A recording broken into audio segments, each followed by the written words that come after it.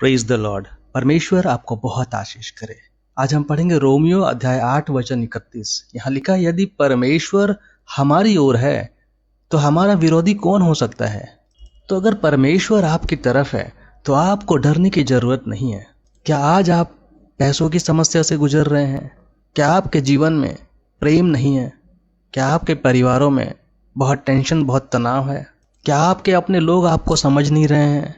आप शारीरिक रूप से काफी पीड़ा और परेशानी से गुजर रहे हैं। आपके मन में बहुत ज्यादा दुख है पुरानी किसी बात के लिए, या किसी ने आपको कुछ बोल दिया है, या आप कुछ चाहते हैं अपने जीवन में लेकिन वो बात बन नहीं पा रही है। आपको अच्छी नौकरी नहीं मिल रही है, आपको अच्छा प्रमोशन नहीं मिल रहा है। आपके काफी सारे लोग हैं जो दुश्मन हैं आपके, बहुत सारे लोग आपके खिलाफ हैं इस समय, और आप काफी ज्यादा तनाव और पीड़ा से गुजर रहे हैं, शारीरिक रूप से भी और मानसिक रूप से भी। अगर इस तरह की कोई भी परेशानी या दिक्कत आज आपको है तो इस प्रार्थना में बने रहिए, क्योंकि वचन कहता है कि यदि परमेश्वर आपकी तरफ है तो कौन है जो आपके खिलाफ खड़ा हो सकता है? कोई नहीं।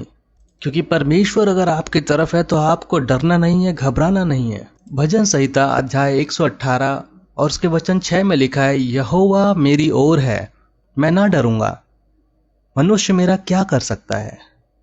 तो हम में से किसी को भी डरने की जरूरत नहीं है।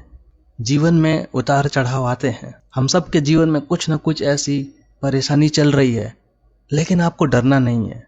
अपने मन को कमजोर मत कीजिए, मजबूती से खड़े रहिए। अगर हम देखते हैं तो दाऊद भी भजन संहिता में यही बोलता है। भजन संहिता अध्याय 27 के 1 में वो कहता है कि यहोवा जो परमेश्वर है वो मेरी ज्योति है, मेरा उद्धार है, मैं किससे डरूं। यहोवा मेरे जीवन का दृढ़ गढ़ है और मैं किसका भय खाऊं। और परमेश्वर की जो पवित्र आत्मा है वो हमें मजबूत बनाती है और इस बात की तसल्ली देती है कि आपके जीवन में डरने की जरूरत नहीं है। आप घबराइए मत, क्योंकि प्रभु खुद आत्मा के रूप में आपके शरीर के अंदर वास करता है, और इसलिए हमें डरने की जरूरत नहीं है, ना ही किसी शैतान से, ना ही ऐसी इन शैतान की योजनाओं से, ना ही किसी मनुष्य से।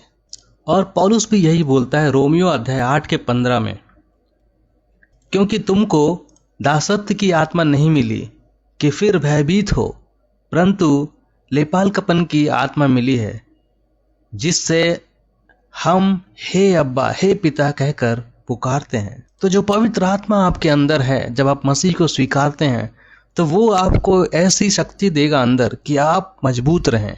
और इस बात को समझें कि आपको डरने की जरूरत नहीं है, भय खाने की जरूरत नहीं है।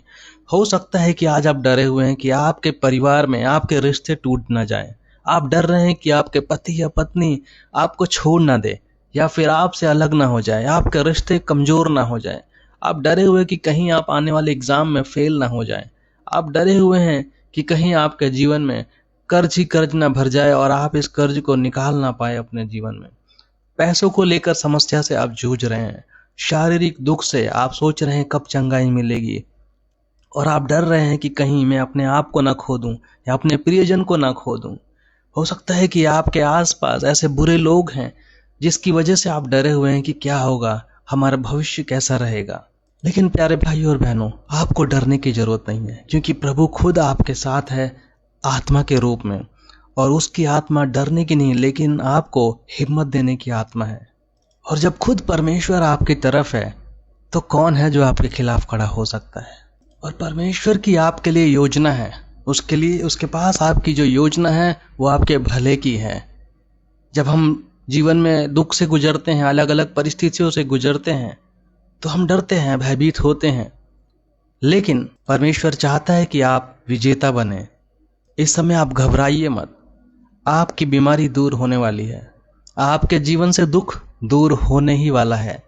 आपके जीवन में जिन रिश्तों से आप डरे हैं वो रिश्ते फिर से आपके पास आ जाएंगे।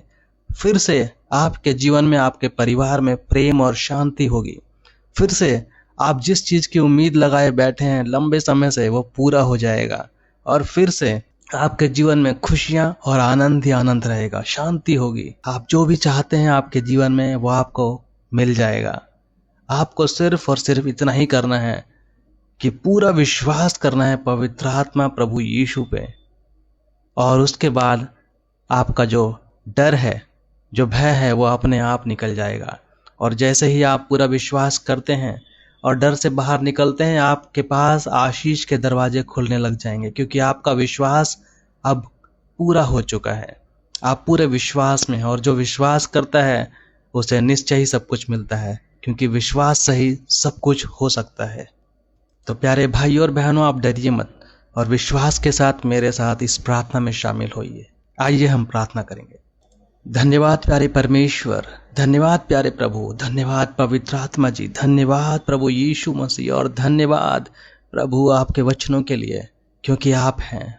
धन्यवाद परमेश्वर इस सृष्टि को बनाने के लिए और सबको बचाने के लिए। प्रभु आप हर एक पे नजर रखते हैं, अपने हर एक पुत्र और पुत्रियों की आप खबर रखते हैं प्रभु, उनकी सुधि लेते हैं और उन्हें छोड़ते नहीं। प्रभु इस समय प्रार्थना करना चाहता हूँ, आशीष कीजिए उन सभी परिवारों को जिनके रिश्ते टूटने पर हैं, जिनके परिवार में बहुत दुख चल रहा है, जिनके आपस में रिश्ते खराब हो रहे हैं। प्रभु उन्हें इसी समय रिस्टोर कीजिए, इसी समय उनके परिवारों में प्रेम लाइए प्रभु। जो लोग एक दूसरे को छोड़ के जा रहे हैं, गलत तरीकों में जा रहे हैं, उन्हें परमेश्वर वापस लाइए अपनी आत्मा के द्वारा। उनके परिवार में प्रेम और शांति लाइए प्रभु। उन टूटे हृदय को जोड़िए प्रभु। जो बच्चे गलत रास्तों पे जा रहे हैं प्रभु, गलत संगति में हैं, उन्हें इसी समय परमेश्वर पवित्र आत्मा के द्वारा सही रास्ते पे लाइए प्रभु। आप ही हैं प्रभु जो उन्हें बुरी संगति से, बुरे लोगों से बचा सकते हैं।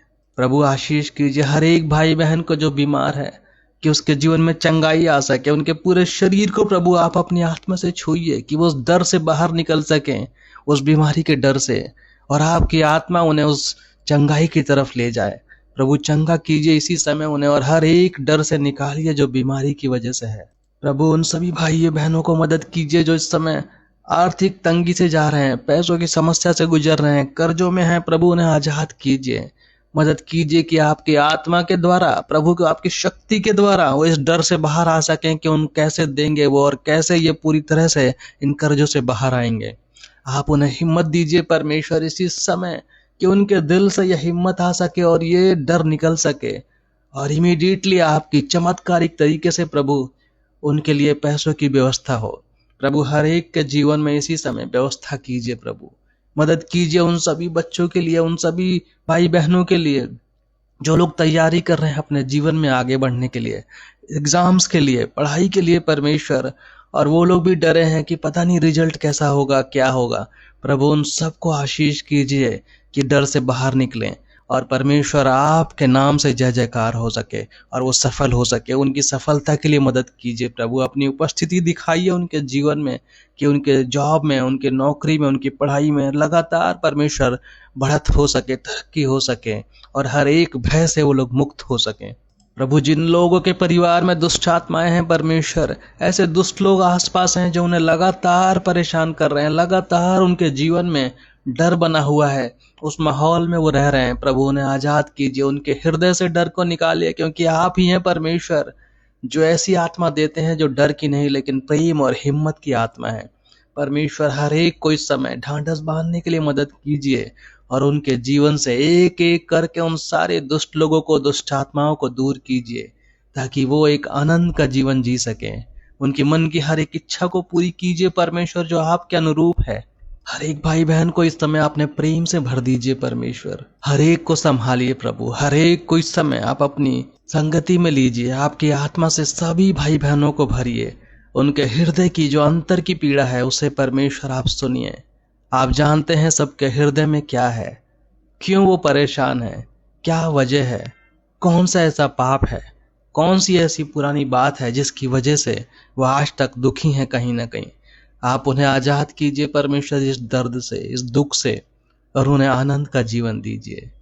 प्रभु हर एक के हृदय को टटोलिए, अपनी आत्मा के द्वारा उन्हें आजाद कर दीजिए प्रभु, ताकि वो खुश रह सके, आनंदित हो सके।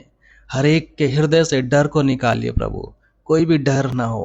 पूरी तरह से परमेश्वर हर एक भाई बहन विश्वास के साथ सफलता की सीढ़ी आगे बढ़ सके और आपकी आत्मा की महसूस कर सके परमेश्वर। प्रभु मैं धन्यवाद करता हूँ कि आपकी उपस्थिति है, और धन्यवाद करता हूँ कि आप इस प्रार्थना को सुन रहे हैं। धन्यवाद करता हूँ कि आपकी वजह से परमेश्वर हर एक भाई बहन चलता फिरता है और अपने जीवन को बिताता है। धन्यवाद प्रभु। सारे विश्वासियों पे अपना हाथ रखने के लिए। धन्यवाद के साथ ये प्रार्थना प्रभु यीशु मसीह के नाम से करता हूँ। आमीन।